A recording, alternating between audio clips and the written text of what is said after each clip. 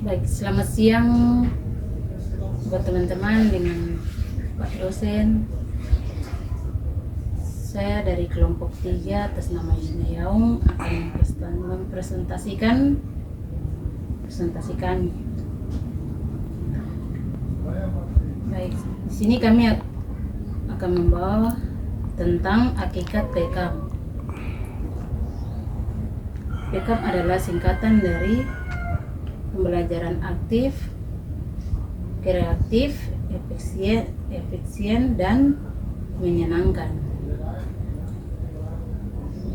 Mengatakan bahwa PK merupakan model pembelajaran dan menjadi pedoman dalam bertindak untuk mencapai tujuan yang telah ditetapkan.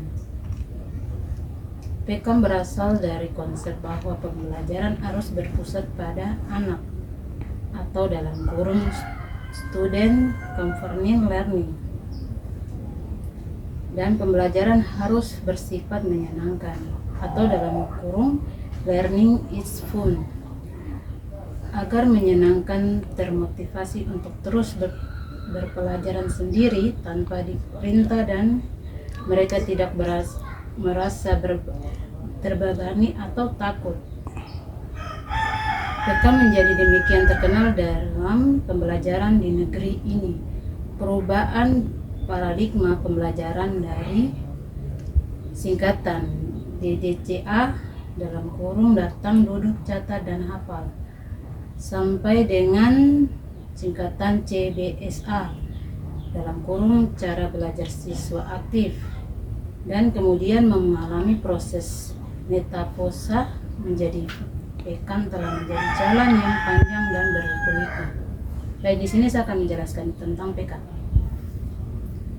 Pembelajaran aktif adalah segala bentuk pembelajaran yang memungkinkan bahwa peran secara aktif adalah pembelajaran baik dalam bentuk interaksi antara siswa maupun siswa dengan guru dalam proses pembelajaran.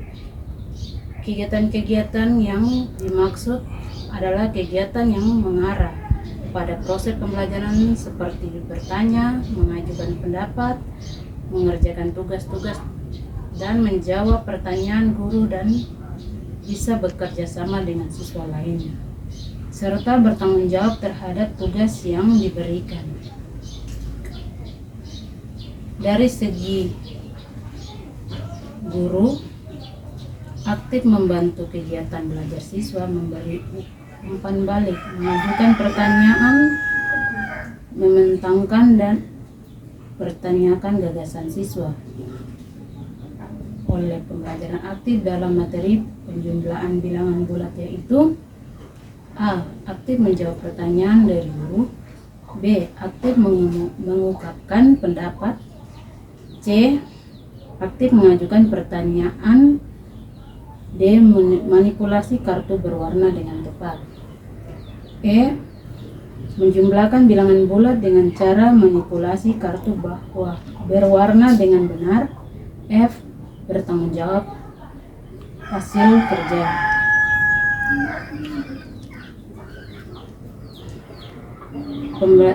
Pembelajaran kreatif.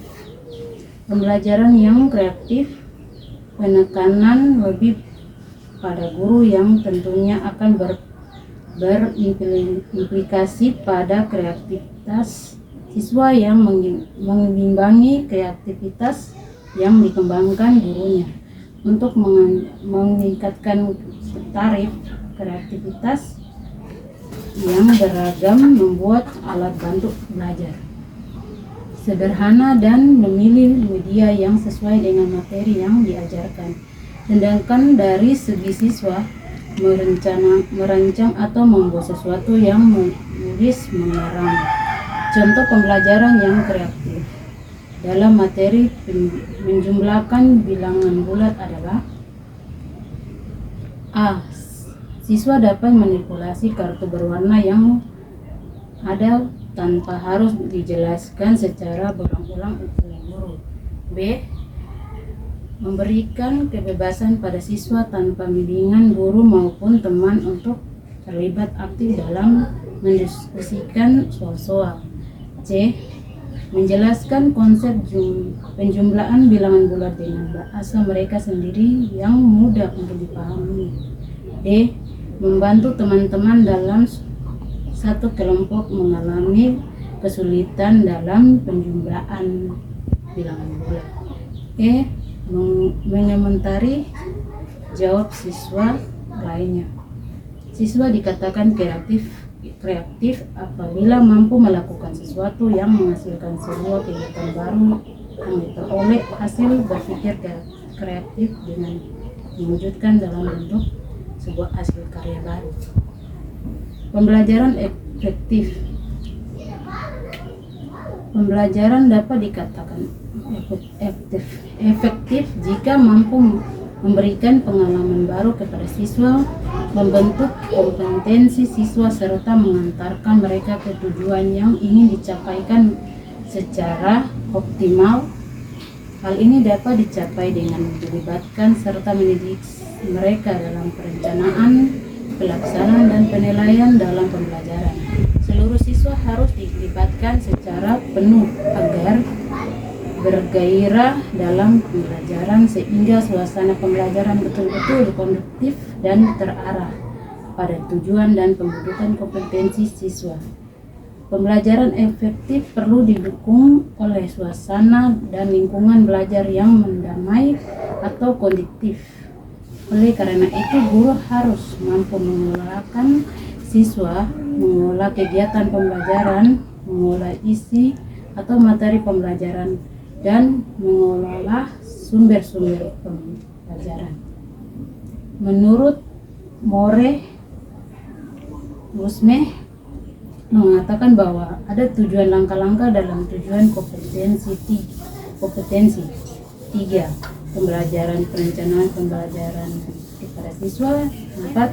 Proses pembelajaran. Dan 7. Kelompok atau tindak lanjut. Contoh pembelajaran yang efektif dalam penjumlahan bilangan bulat adalah menyelesaikan yang diberikan guru tepat waktu. B. Menggunakan kartu berwarna yang benar.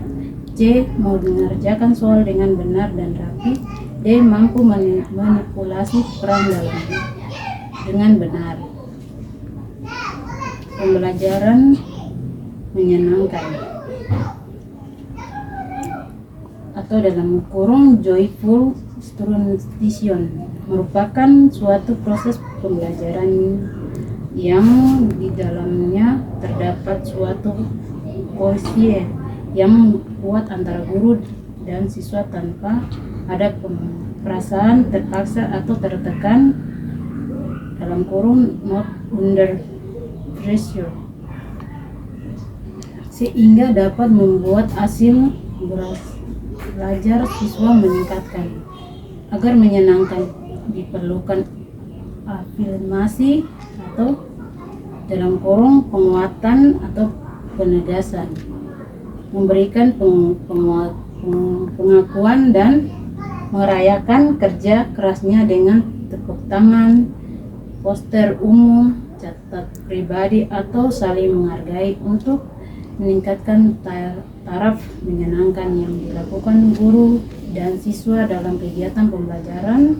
Maka dari segi guru, pembelajaran hendak tidak membuat anak takut, salah, takut ditawarkan dan dianggap sepele. Sedangkan dari segi siswa, pembelajaran membuat dirinya berani menjawab gagasan orang lain. Contoh siswa pembelajaran yang menyenangkan dalam menjumlahkan bilangan bulat adalah: A. Mengerjakan tugas menjumlahkan bilangan bulat dengan perasaan senang. B. Berani menanyakan kepada guru berkaitan dengan konsep-konsep pembelajaran yang belum mengerti. C. Menanggapi gagasan teman dan kelompok diskusinya. 7. Pelaksanaan PKM yang harus diperhatikan. Pembelajaran aktif adalah segala bentuk pembelajaran yang memungkinkan siswa berperan. 1. Memahami sifat yang dimiliki anak. 2. Mengenal anak secara individu atau perorangan. 3. Memanfaatkan perilaku anak dalam pengorganisasian belajar. 4. Mengembangkan kemampuan berpikir kritis atau kreatif dan kemampuan memecahkan masalah. 5. Mengembangkan ruangan kelas sebagai lingkungan pembelajaran yang menarik. 6. Memanfaatkan lingkungan sebagai sumber belajar. 7. Memberikan umpan balik yang baik untuk meningkatkan kegiatan belajar. 8. Membedakan antara aktif fisikal dan aktif mental.